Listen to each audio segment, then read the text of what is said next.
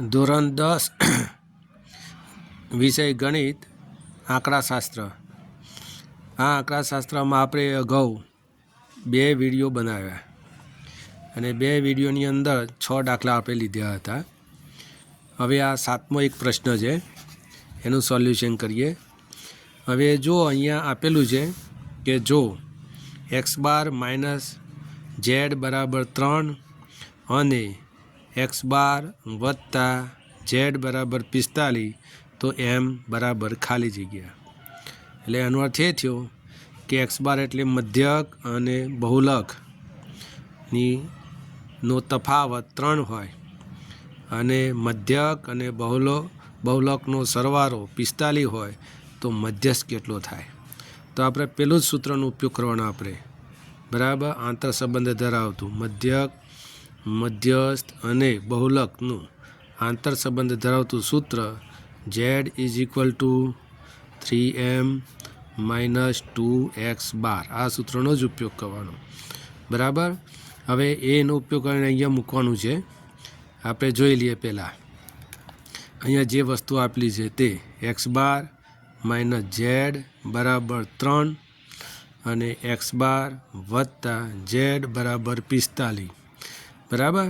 હવે જો આ 2 વસ્તુ આ 2 આપેલી છે બાદબાકી નહીં સરવાળો, તો અહીંયા લૂપની રીત આપણે અપનાવીશું। અને નંબર 1 આપીશું અને નંબર 2 આપીશું। અહીંયા z ઉડી જશે, આ માઇનસ પ્લસ છે એટલે 2x = 48 થશે। 45 3 48, x બરાબર 48 ને 2 વડે ભાગી નાખો, 48 ને આપણે 2 વડે ભાગી નાખીશું એટલે 24 આવશે। એટલે xનું મૂલ્ય 24 આવ્યું, જે 1માં મૂકો, પરિણામ 1માં મૂકો, બરાબર। જે પરિણામ 1માં મૂકતા, ચલો પરિણામ 1ની અંદર મૂકી દે xનું મૂલ્ય કેટલું, x બારનું જે મૂલ્ય મળ્યું તે 24 એ પરિણામ 1માં મૂકી દઈએ। તો પરિણામ 1માં 24 મૂકીએ તો 24 - z બરાબર 3 માટે માઇનસ z બરાબર 3 - 24 માટે માઇનસ z બરાબર કાઢો તો -21 આવશે। એટલે z બરાબર 21, બંને બાજુ ઋણ દૂર થઈ જાય એટલે આપણને zનું મૂલ્ય પણ મળી ગયું।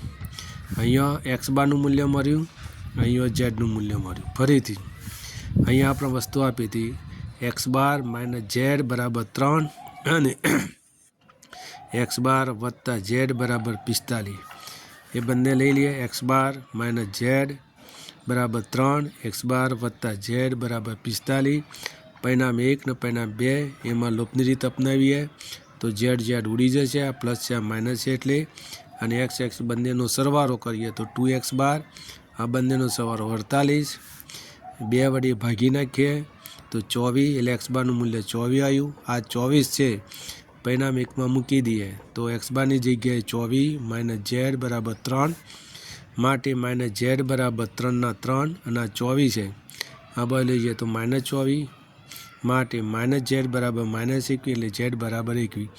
આ બંને x બારનું મૂલ્ય 24 અને zનું મૂલ્ય 21, આ સમીકરણ આ સૂત્રમાં મૂકો, z બરાબર 3m - 2x બાર। હવે z બરાબર કેટલા છે તો 21, તો આપણે લખીએ 21 અને m શોધવાનું છે તો રવા દેવાનું। x બારનું મૂલ્ય કેટલું છે તો 24, તો આ 24, તો 21 ના 21 3m, 4 દૂના 8, 2 દૂના 4 48, એ 48 આ બાજુ લઈ જાઓ તો વત્તા થઈ જશે, માઇનસના વત્તા, 8 1 9, 4 2 6 69, અહીંયા 3m, 69ને આપણે 3 વડે ભાગી નાખીએ તો m બરાબર 3 દૂના 6, 3 3 9 એટલે 23 જવાબ આવ્યો। કેટલો આવ્યો 23, તો આમાં 23 જવાબ છે, આ રહ્યો ડી, તો જવાબ ડી આવશે, બરાબર। પછી આ x બારનું જે મૂલ્ય આપણને મળ્યું, આ રહીએ એ x બારનું મૂલ્ય પરિણામ 1માં મૂકીએ તો આપણને zનું મૂલ્ય મળ્યું, અને zનું મૂલ્ય અને xનું મૂલ્ય એ આ સૂત્રની અંદર મૂકી દઈએ તો આપણને સૂત્રમાં મૂકીને અને આગળ સાદુરૂપ આપતા 23 મળી જાય, બરાબર।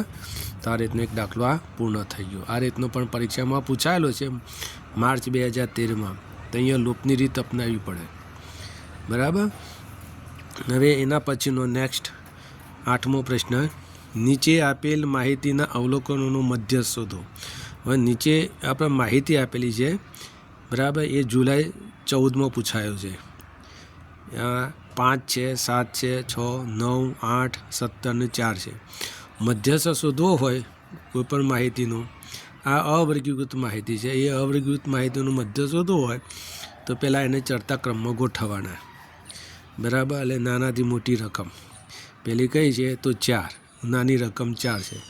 4 પછી કઈ છે, આ 4 આવી ગઈ, પછી 5 છે, 5 પછી કઈ છે, આ 6 છે, 6 પછી કઈ છે 7, 7 પછી 8, 8 પછી 9, 9 પછી આ 17 બરાબર. આ રીતે ક્રમમાં ગોઠવી ગયા. અને આનો મધ્ય શોધવું છે.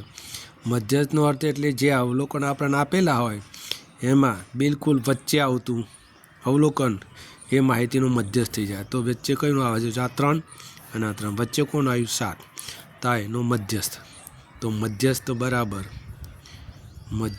બરાબર કેટલો થાય 7. તો મધ્યસ્થ બરાબર 7. આ રીતે જવાબ આવે. તો અહીંયા આ જવાબ આવ્યો છે 7 બરાબર.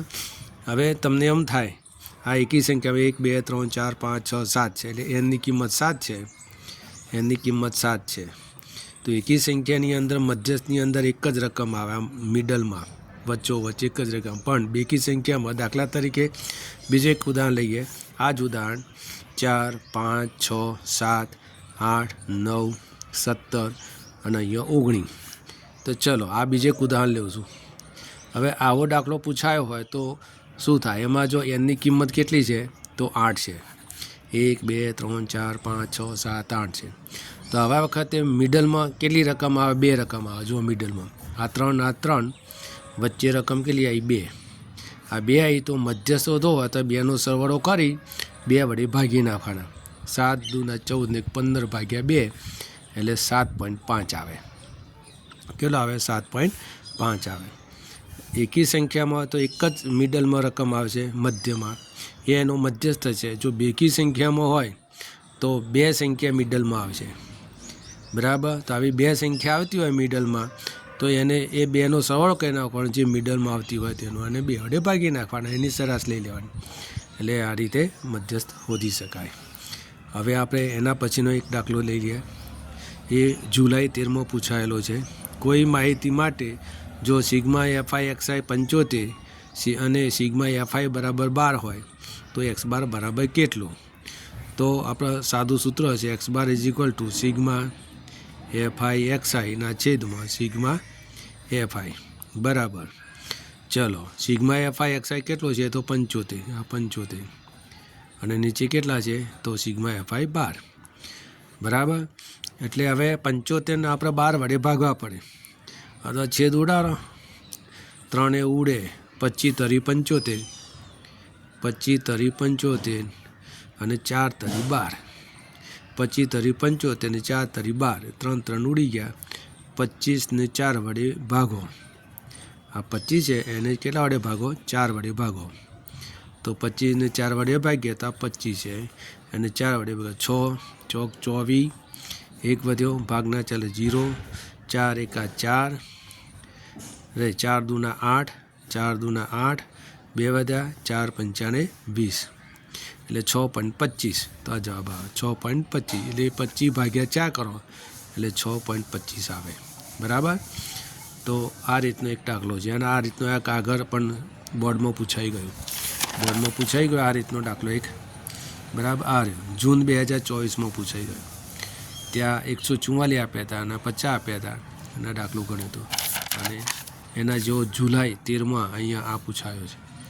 એટલે આ રીતના બોર્ડમાં પૂછાયેલા હોય દાખલા એ પૂછાતા હોય છે, પણ રકમ બદલાતી હોય છે. એટલે આપણે એ રીતના દાખલા તૈયાર કરવાના. હવે આગળ નીચે આપેલી માહિતીનો બહુલકીય વર્ગ ખાલી જગ્યા છે. હવે અહીંયા માહિતી આપી છે એ માર્ચ 2014માં પૂછાયેલો વર્ગ છે, આવૃત્તિ છે બરાબર. અહીંયા આ બધા જે વર્ગ છે અને બધી આવૃત્તિ આપેલી છે.